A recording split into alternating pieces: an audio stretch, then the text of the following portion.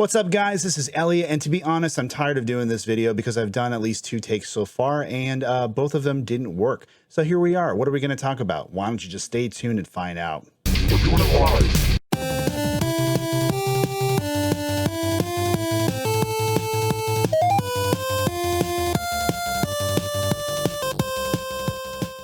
What's up, everybody? This is Elliot with Coin A Geek, and of course, what I'm referring to is the incredible game known as The Last of Us Part 2. And I say incredible in the most literal sense because it's incredible in a lot of different ways. Incredible, one, that the game even exists, and two, in just the kind of reaction that it has spurred among all of the fans and critics alike.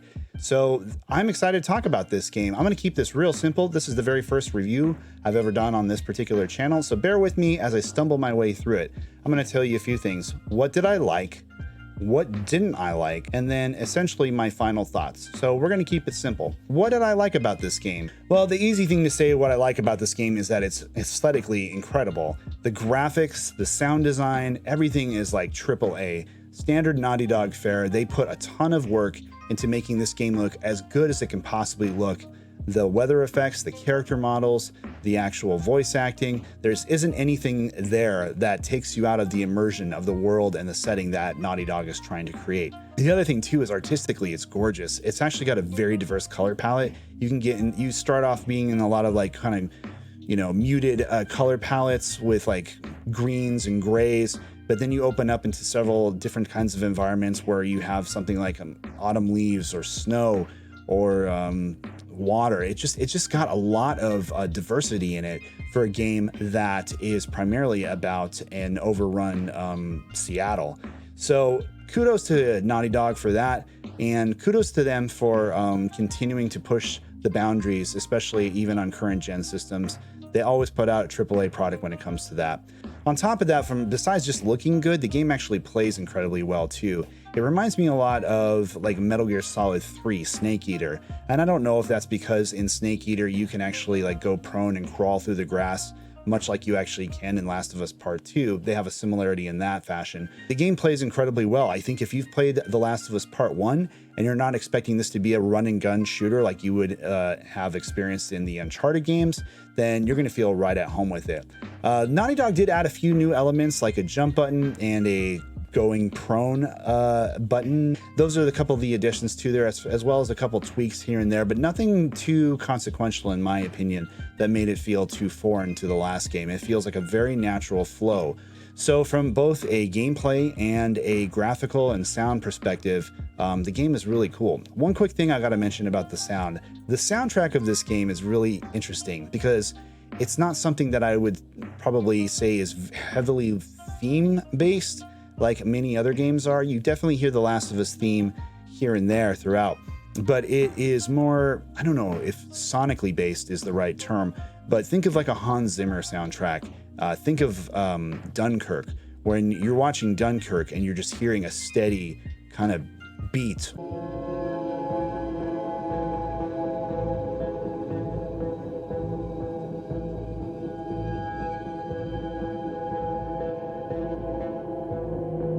You have moments like that in The Last of Us here where the actual soundtrack itself is driving the pace of that game.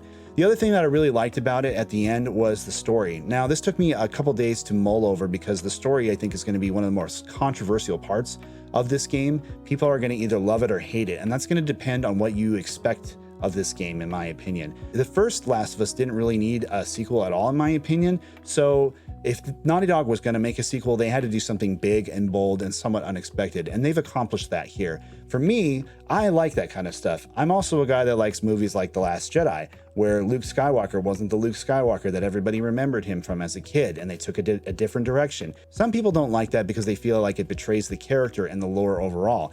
Me, on the other hand, I enjoy the fact that people are willing to shake it up if they have a good reason for it.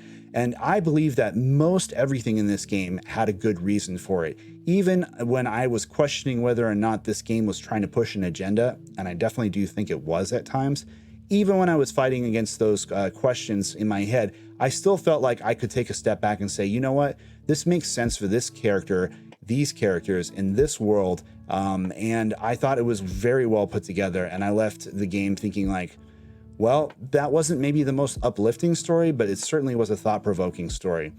Things I compare it to are stories like No Country for Old Men, The Road, also Heart of Darkness. There's a lot of elements in that and a lot of scenery in the game that really evokes those emotions. So let me talk really briefly about the things I didn't like. The first thing, two things kind of go hand in hand. One is the emptiness of the world, which I'll explain, and then also the pacing of the world. So when I say the emptiness of the world, I don't just mean that the game doesn't have very many characters in it. It actually kind of has a lot of characters in it.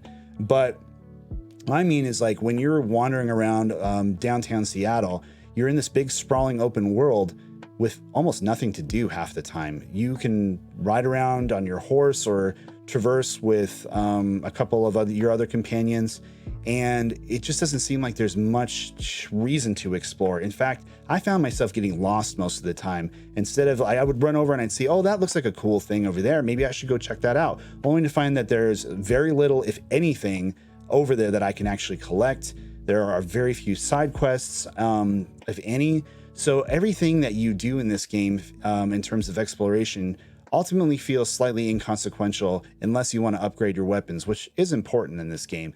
But you get a little tired of doing that after a 30-hour game of just running around just to collect a few more screws so that you can update your weapons. I was disappointed in that. I felt like they could have trimmed a lot of that or streamlined it to make it so I didn't have to wander around. And that affects the second thing that I'm going to talk about, which is the pacing of the game. The Last of Us Part 1, I think, had almost perfect pacing between dialogue and action and tense moments. This game, I think, tried to do that and tried to expand on it. It's definitely a much bigger game than the first game, clocking it at almost 30 hours on my playthrough. But a lot of those hours I felt like were wandering around aimlessly or plot points being drawn out needlessly as well. The way that the story is structured is going to throw some people for a loop. It's not a linear game. There are parts where you see flashbacks. There are things that come into play that kind of break up the pacing of the game itself. And some of those things work and some of those things don't. The last thing I'll say about the things I didn't like was that it definitely feels like this game is pushing an agenda to some degree. Most of the game, I felt like it was tolerable until maybe the last third of the game, where there's a particular character introduced and I feel like, okay, now they're really trying to tell me something here in 2020. They're not just telling a story of characters that exist in here. And it's very subtle in some ways. I wouldn't say it's necessarily beating you over the head with it, but anybody who has a keen eye and knows what's going on in the world today, especially when it comes to gender politics and stuff like that, is going to recognize what's going on immediately. So it wasn't the worst thing in the world in some degree, but it was definitely to a point where I was like, you know what? They didn't have to put that in there, or they didn't have to do it to such an extent where I felt like they're pushing this particular worldview. But you know what? Everybody who creates anything in media or art, whether it's a game or a movie or a piece of music, everything's going to create it from her worldview. And this is definitely not a game being produced by Christians, so I don't know what we should expect. So to that last point, here's just a word of advice. Be careful when you decide to play this game. Know what you're getting yourself into. It's incredibly violent. There's a lot of swearing in it. There's definitely some sexual themes that happen in the game. One scene in particular, which I did have to skip because it was starting to get a little too intense. I'm assuming if you're watching this video, you're an adult. Don't let your kids play this. So in the end of the day, you're playing a mature rated game that's about a very fallen world. And that's actually something that I think is on full display here. If you were to take Romans 1:18 and talk about, basically being given over to people's passions, and then we can have a really good discussion someday about the actual themes, whether or not what the developers intended were to display total depravity or if they were trying to tell a different story. That's actually a really interesting conversation that I would love to have with anybody here. And if you're watching this and you have no idea what total depravity is or what I'm referring to, feel free to drop me a comment and I would love to talk to you more about that. But overall, if you can understand that you're getting into something that's going to be very heavy and it's going to be very violent, and you feel like, you know what, maybe I could deal with this. I enjoyed the first Last of Us, and I think I can handle this one. I think you should give this game a spin. I think it was very, very well done. I would give it an 8 out of 10 overall if I was to rate it on a point scale. But if you were just to ask me, should I play the game, I would say yes, proceed with caution, and just go in with an open mind. Prepare for your expectations to be subverted. Anyway, if you guys have any questions or concerns, you agree with me, you disagree with me, you think I'm a heretic for some reason because I played a game that was rated M, drop a note in the comments down below. Otherwise, I hope to talk to you guys later and have a great day. Till next time, we'll leave a coin on the counter for you. Take care.